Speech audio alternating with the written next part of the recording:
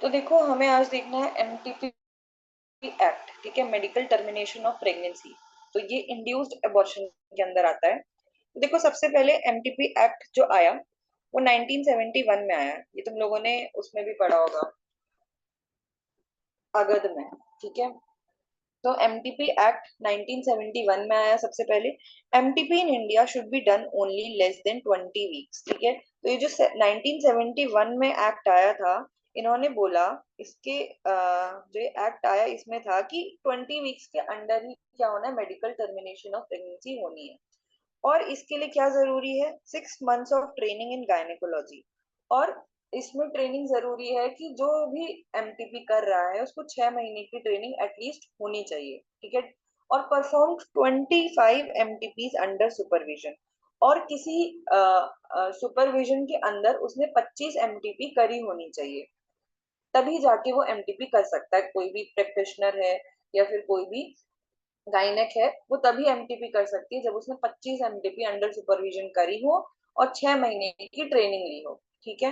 Consent of partner is not required, ठीक है। तो इसमें पार्टनर का कंसेंट जरूरी नहीं था। जो एमटीपी एक्ट आया 1971 में, लेस देन 20 वीक्स के अंदर करनी थी एमटीपी, 6 मंथ की ट्रेनिंग जरूरी है गायनेकोलॉजी में, और 25 एमटीपी अंडर सुपरविजन करी होनी चाहिए थी। आगे चलते हैं। फिर इसमें कुछ अमेंडमेंट हुआ, ठीक है।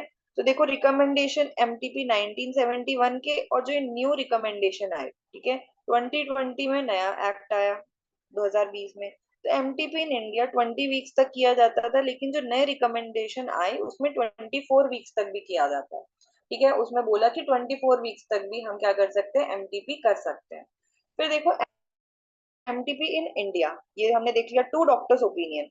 और जो 1971 में एक्ट आया, इन्होंने कहा कि 12 to 20 वीक्स में अगर हमें एमटीपी करना है तो 2 डॉक्टर का ओपिनियन चाहिए होगा, ठीक। जो नया रिकमेंडेशन आया उन्होंने बोला कि 20 to 24 वीक्स के अंदर अगर हमें एमटीपी करना है तो 2 डॉक्टर का ओपिनियन चाहिएगा, और 20 वीक से पहले 1 डॉक्टर का भी ओपिनियन चलेगा, ठीक है। दोबारा से सुनो मैंने क्या कहा। एमटीपी 1971 में जो एक्ट आया था उसने कहा कि 20 वीक्स तक हम एमटीपी कर सकते हैं। जो नई गाइडलाइंस आई 2020 में, जो गाइडलाइंस आई उन्होंने कहा कि 24 वीक्स तक हम कर सकते हैं। और जो पुरानी गाइडलाइंस थी उसके अकॉर्डिंग 12 to 20 वीक की अगर प्रेगनेंसी है और हम एमटीपी कर रहे हैं तो 2 डॉक्टर का ओपिनियन जरूरी है, ठीक। जो नए रिकमेंडेशन आया उन्होंने कहा अगर 20 से लेकर 24 वीक्स तक की प्रेगनेंसी है तब 2 डॉक्टर का ओपिनियन जरूरी है। इससे पहले की है तो 1 डॉक्टर से भी काम चल जाएगा, ठीक। अब सीवियरली माल फॉर्म यूटर फीटस है, तो हमें इसको 20 वीक्स में 20 वीक्स तक एमटीपी कर सकते हैं, ठीक है। पुरानी गाइडलाइंस थी कि अगर बहुत ही ज्यादा माल फॉर्मेशन है, बिल्कुल फीटस को हम नहीं चाहते कि वो डिलीवर हो या फिर वो प्रेगनेंसी कंप्लीट हो, तो हमें 20 वीक्स में अबॉर्शन कर देना है या एमटीपी कर देना है, ठीक है। और नया रिकमेंडेशन आया कि हम कभी भी कर सकते हैं अगर माल फॉर्मेशन है तो, ठीक है। तो ये पुराने एमटीपी और नई एमटीपी गाइडलाइंस थी। फिर अब आते हैं फर्स्ट ट्राइमेस्टर और सेकेंड ट्राइमेस्टर कि हमें कैसे कैसे करना है। तो देखो फर्स्ट ट्राइमेस्टर में मेडिकल अबॉर्शन किया जाता है ओपीडी बेसिस पे, ठीक है, ये इंपॉर्टेंट है। तो फर्स्ट ट्राइमेस्टर कितने से कितने तक का होता है, बताओ। 12 वीक्स तक होता है। 1 to 12 वीक्स तक होता है। और सेकेंड ट्राइमेस्टर 13 to 26। 13 to 26। 27। हाँ 27 या 28 कहीं लिखा है, 27 लेके चलते हैं। 13 to 27 वीक्स तक सेकेंड ट्राइमेस्टर, ठीक है। तो अगर 12 वीक्स तक का है तो हम मेडिकल एबॉर्शन ओपीडी बेसिस पे कर सकते हैं, हम एमटीबी किट यूज कर सकते हैं। और फीमेल घर जाके खाएगी, उसको प्रोफ्यूज ब्लीडिंग होगी, अबॉर्शन हो जाएगा, MTB medical termination of pregnancy हो जाएगा। दूसरा, अगर सेकेंड ट्राइमेस्टर है तो हम इसमें मेडिकल प्रोसीजर करते हैं, लेकिन इसमें हॉस्पिटलाइजेशन की जरूरत है, ठीक है। हॉस्पिटलाइजेशन की जरूरत है कब, जो फिजियोलॉजिकल कंडीशन है वो पैथोलॉजिकल बन जाए, हमें नहीं पता, ठीक है। तो मेडिकल प्रोसीजर सेकेंड ट्राइमेस्टर में थोड़ा रिस्की रहता है, तो इसके लिए हमें हॉस्पिटलाइजेशन की नीड रहती है, ठीक है। तो इसलिए बोला जाता है कि अगर अबॉर्शन कराना है, अगर एमटीपी कराना है तो अर्लीस्ट प्रेगनेंसी में करा दो, जितना लेट करोगे उतना कॉम्प्लिकेशन हो सकते हैं। ठीक, अगला देखो suction evacuation with carbon cannula. First trimester में हम क्या करा सकते हैं, सक्शन इवैक्यूएशन करा सकते हैं कार्बन कैनुला से, अभी देखेंगे क्या होता है। ठीक है, दूसरा हम क्या करा सकते हैं, मैनुअल वैक्यूम एस्पिरेशन करा सकते हैं, मैनुअल वैक्यूम का यूज करके। डायलेटेशन एंड क्यूरेटाज करा सकते हैं, डीएनसी। ठीक है, सेकेंड ट्राइमेस्टर में dilatation and evacuation with ovum forceps का यूज करके हम करा सकते हैं। हिस्टेरोटॉमी, ठीक है, तो ऑटमी मतलब होता है इंसिजन। ठीक है, ऑटमी जहां भी आएगा, लेपरोटमी, हिस्टेरोटमी, ऑटमी। ठीक है, तो इसका मतलब होता है इंसिजन लगा रहे हैं कहीं। ठीक है, तो यूट्रस में इंसिजन लगा के जो प्रोडक्ट है उसको निकाल दो। ठीक है, जो भी अबॉर्शन कराना है, तो ये रहता है। ठीक है, आगे चलते हैं। फिर देखो ये दिखा रखा है कार्मेंस कैनुला, ये आगे से ऐसे हुक लाइक स्ट्रक्चर है ना, कार्मेंस कैनुला दिखा रखा है। इसका भी नंबर होता है, तो ये नंबर कैसे यूज किया जाता है, जैसे वीक्स के अकॉर्डिंग ना। जैसे मान लिया कि 10 वीक्स की प्रेगनेंसी है, हमें उसे अबॉर्ट करना है, तो 10 वीक्स की प्रेगनेंसी में उसी के नंबर के जैसा या फिर एक कम, तो हमें 10 नंबर, जैसे मान लिया 10 वीक्स की प्रेगनेंसी है तो हम 10 नंबर का कार्मेंस कैनुला यूज करेंगे, या 10 - 1 9 नंबर का कैनुला यूज करेंगे। 12 वीक की है तो 11 नंबर का कैनुला यूज करेंगे, या 11 - 1 10 नंबर का कैनुला यूज करेंगे। ठीक है, फिर ये देखो यूटेराइन आर्टरी फोर्सेप दिखा रखी है, आगे से इसमें ऐसे स्ट्रक्चर ये देखो ये बना हुआ है। ठीक है, और ये दिखा रखा है मैनुअल सक्शन। ठीक है, यहाँ से इसको पुल किया जाता है, और ये सक्शन एक वैक्यूम क्रिएट कर देता है। अभी हम देखेंगे कितना वैक्यूम क्रिएट कर देता है, तो ये है मैनुअल सक्शन।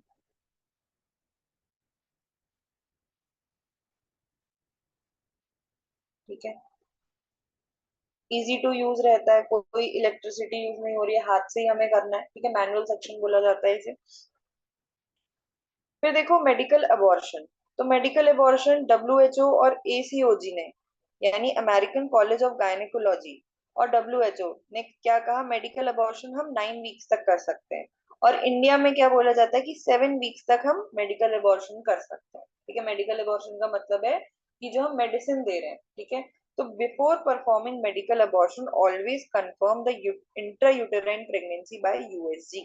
ठीक है, तो हमें देखो जैसे हम अबॉर्शन कर रहे हैं, फीमेल आई कि मुझे अबॉर्शन कराना है, हमें ऐसे ही नहीं दे देना, हमें पहले यूएसजी कराना। और अगर वो कह भी रही है कि मेरी इतनी वीक्स की प्रेगनेंसी है या फिर इतना है, तो लेकिन हमें पहले यूएसजी कराना जरूरी है, हमें देखना है कि जेस्टेशनल सैक कितना बड़ा है। ठीक है, तो ये कराना जरूरी है, तभी जाके हमें अबॉर्शन के लिए प्रिपरेशन करनी है या उसको मेडिसिन देनी है, जो भी प्रोसीजर करना है वो तब जाके होगा, जब हम उसका जो प्रेगनेंसी है वो कितनी है वो कैलकुलेट कर लें, यूएसजी करा लें। अब यूएसजी इसलिए भी जरूरी है, कहीं एक्टोपिक प्रेगनेंसी तो नहीं है ना। तो एक्टोपिक प्रेगनेंसी में मेडिकल अबॉर्शन अगर हमने दे भी दिया, हमने एमटीपी किट दे भी दी उसे, तो कोई फर्क नहीं पड़ेगा। या हो सकता है कि बहुत ज्यादा हेमरेज हो जाए फीमेल को, तो एक्टोपिक प्रेगनेंसी का को रूल आउट करने के लिए या फिर कोई और एबनॉर्मेलिटी है उसको रूल आउट करने के लिए हमें यूएसजी कराना जरूरी है। ठीक है,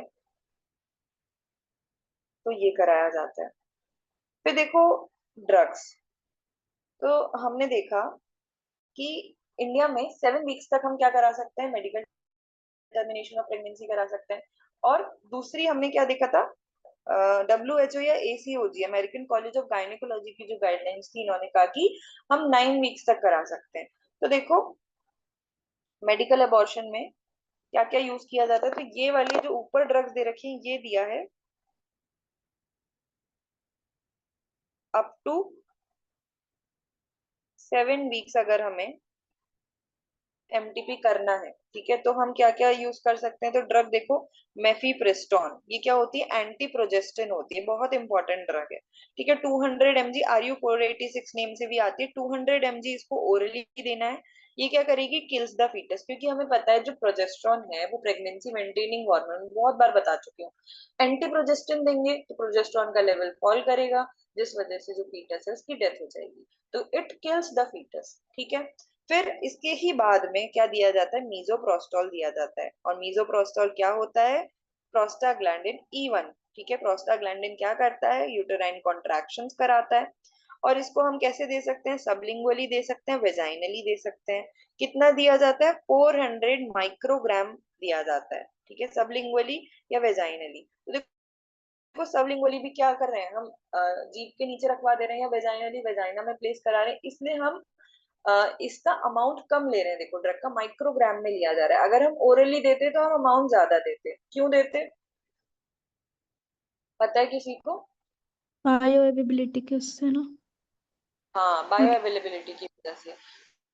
क्यों, क्या होता है, क्योंकि हम ओरली अगर कोई ड्रग देते हैं तो वो कहाँ जाएगी, स्टमक में जाके फिर लिवर में एब्जॉर्ब होती है। तो लिवर क्या करता है, उसका मेटाबॉलिज्म कर देता है, जिसे बोला जाता है फर्स्ट पास मेटाबॉलिज्म।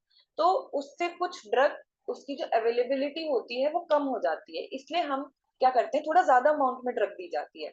लेकिन अगर हम सबलिंगुअली दे रहे हैं या वेजाइनली दे रहे हैं तो हम हमें जितने ड्रग का अमाउंट काम करने के लिए चाहिए उतनी ही देंगे तो काम हो जाएगा, क्योंकि इसमें मेटाबॉलिज्म तो हो ही नहीं रहा है, ड्रग का डाइजेशन तो हो ही नहीं रहा है, ठीक है, डायरेक्ट कहाँ पहुंच जा रही है, ब्लड रूट में पहुंच जा रही है, ठीक है। तो ये इससे हम डायरेक्ट यूटेराइन कॉन्ट्रैक्शंस हमें मिल जाएंगे, ठीक है। तो हम क्या देते हैं, सबलिंगुअली या वेजाइनली दे देते हैं, और ये क्या करता है, एक्सपेल्स द फीटस। अब क्या करेगा, यूटरस में कॉन्ट्रैक्शन करेगा, जिस वजह से जो अंदर का प्रोडक्ट है वो बाहर आ जाएगा, ठीक। उसके बाद क्या किया जाता है, फॉलो अप एग्जामिनेशन, ठीक है। फॉलो अप एग्जामिनेशन किया जाता है कि कुछ अंदर रिटेन बिट्स तो नहीं रह गए हैं, ठीक है। और ये जो प्रोसेस होती है अप टू 7 वीक्स, इसकी 99% सक्सेस रेट देखा गया है, ठीक। तो ये अप टू 7 वीक्स ये किया जाता है। अब 7 to 9 वीक्स अगर हमें एमटीपी करना है, मेडिकल मेडिसिन से अगर हमें एमटीपी करना है, तो 7 to 9 वीक्स में हम क्या देंगे, ड्रग्स वही चलती हैं, डोजेस अलग हो जाती हैं। तो देखो 200 mg मेफिप्रेस्टोन RU40 486 ओरली दिया जाता है, एंटी प्रोजेस्टिन है। ये भी क्या करेगी, फीटस को किल करने का काम करती है। फिर हम इसके बाद देखो ऊपर अप टू 7 वीक्स में तो था 400 माइक्रोग्राम मीजोप्रोस्टॉल, यहाँ पे क्या है 800 माइक्रोग्राम मीजोप्रोस्टॉल है, PG-E1 बोला जाता है। इसको कैसे देना है, हमें वेजाइनली ही देना है, ठीक। ये भी क्या करेगी, यूटेराइन कॉन्ट्रैक्शन करेगी, जो अंदर का फीटस है उसको बाहर निकालेगी। फिर हमें फॉलो अप करना है कि कहीं कुछ रह तो नहीं गया, ब्लीडिंग तो नहीं हो रही है, पेन तो नहीं हो रहा है फीमेल को, कोई दिक्कत तो नहीं है, कुछ डिस्ट्रेस तो नहीं हो रहा है, ठीक है। तो ये सब हमें फॉलो अप एग्जामिनेशन में करना है, ऑब्जर्वेशन करना है। और इसका जो सक्सेस रेट देखा जाता है, इसका 95% सक्सेस रेट देखा जाता है up to 9 weeks, 7 to 9 weeks में अगर हम मेडिकल टर्मिनेशन ऑफ प्रेगनेंसी कराते हैं, ठीक है। तो ये रहता है। अब आगे चलते हैं, देखो suction and evacuation 7 to 12 weeks में। अगर हमें 7 to 12 वीक्स के अराउंड सक्शन और इवैक्यूएशन कराना है तो हम क्या यूज करेंगे, देखो इंस्ट्रूमेंट यूज कार्बन कैनुला। तो मैंने बताया था कार्बन कैनुला ऐसे करके एक स्ट्रक्चर था और आगे से ऐसा कुछ बना हुआ था, है ना। तो इसका नंबर मैंने बताया कि या तो सेम जो पीरियड ऑफ जेस्टेशन है, मान लिया 10 वीक्स का है तो हम 10 नंबर का लेंगे, या -1 ऐसे लेंगे। तो देखो size of cannula equal to period of gestation या फिर -1। तो अगर मान लिया 12 वीक की प्रेगनेंसी है तो हमें क्या लेना है, कैन्युला का नंबर 12 लेना है, या फिर 12 - 1 11 ले सकते हैं, ठीक। प्रेशर जनरेटेड, और ये प्रेशर कितना जनरेट करता है, 600 mm of Hg pressure generate होना चाहिए। Dilate the internal os during Hegar's dilator, ठीक है। तो हम अब देखो हमें क्या करना है, बाहर निकालना है प्रोडक्ट, तो सर्विक्स को डायलेट होना चाहिए। तो इंटरनल ऑर्स हम हेगार्स डायलेटर के थ्रू डायलेट करते हैं, और कार्बन कैनुला का यूज करके हम जो अंदर प्रोडक्ट है उसको इवैक्यूएट कर लेते हैं, ठीक। एंड पॉइंट ऑफ सक्शन, तो हमें कैसे पता चलेगा कि सक्शन कंप्लीट हो गया है, तो कैसे पता चलता है, air bubbles seen in cannula, ठीक है, कैनुला में एयर बबल्स दिखने लग जाते हैं। ग्रेटिंग सेंसेशन, ठीक है। और हमें खुद फील होती है जब हम सक्शन कर रहे होते हैं, तो हमें ऐसा फील होता है कि कुछ रगड़ रगड़ जैसी हो रही है, ठीक है, ग्रेडिंग सेंसेशन होने लग जाती है। फिर आता है ब्लीडिंग स्टार्ट टू डिक्रीज, और ब्लीडिंग डिक्रीज होने लग जाती है, तो हमें समझना है कि अब सक्शन पूरा हो गया, अब ज्यादा नहीं करना, ठीक है, अब बस हो गया लिमिट, ठीक। तो ये एंड ऑफ सक्शन होता है। अब देखो आगे चलते हैं, अब कॉम्प्लिकेशन क्या क्या आ सकते हैं, तो देखो यूटेराइन परफोरेशन हो सकता है, लेकिन और अगर हमने हेगार्स डायलेटर यूज किया है तो ये क्या होता है, अपने आप ही रिजॉल्व हो जाता है। हमें बस क्या करना है, वाइटल्स मॉनिटर करते रहने हैं और देखना है, वेट एंड वॉच करना है। अगर हमने हेगार्स डायलेटर यूज किया है और उसे यूटेराइन परफोरेशन हो गया इन केस, तो हमें क्या करना है, सिर्फ और सिर्फ वेट एंड वॉच, और हमें वाइटल्स नोट करते रहना है, ये खुद ब खुद ठीक हो जाएगा। दूसरा, अगर हमने सक्शन कैन्युला यूज किया है, ठीक है, सक्शन कैन्युला यूज किया है, तो हमें लैपेरोटॉमी करनी पड़ती है, ठीक है। अब आगे चलते हैं, देखो मैनुअल वैक्यूम एस्पिरेशन। तो ये मैनुअल वैक्यूम ही मैंने बताया था, अभी दिखाया, यहाँ से इसको खींचते हैं। तो देखो यहाँ पे आगे से कारमेन्स कैन्युला लगा हुआ है, और ये क्या है, मैनुअल वैक्यूम है, इसे ऐसे करके पीछे की तरफ को खींचा जाता है, तो इससे एक वैक्यूम क्रिएट हो जाता है। ठीक, कितना होता है, 660 mm ऑफ Hg का वैक्यूम क्रिएट हो जाता है। और ये मैनुअल वैक्यूम एस्पिरेशन हम कब कर सकते हैं, 7 to 12 वीक्स में हम कर सकते हैं, ठीक है। MVA syringe 60 ml, और dose not need electricity, best in rural settings. अब देखो ये जो मैनुअल है, ठीक है, ये रूरल एरियाज में बहुत अच्छा रहता है। क्यों अच्छा रहता है, क्योंकि रूरल एरियाज में जनरली हम देखते हैं कि इलेक्ट्रिसिटी नहीं होती है, कई जगह अभी है भी नहीं, ठीक है। तो उस जगह पर ये बहुत ही सुटेबल हो जाता है, ठीक है, कि कोई इलेक्ट्रिसिटी की जरूरत नहीं है, ज्यादा हमें कुछ झंझट नहीं करना है, बस हाथ से यूज करना है, इसको लो खींचना है पीछे की तरफ को, और आगे से हमें कार्बन कैन्युला लगा देना है। तो ये इसीलिए रूरल एरियाज में सुटेबल होता है, ठीक है, इलेक्ट्रिसिटी की जरूरत नहीं है।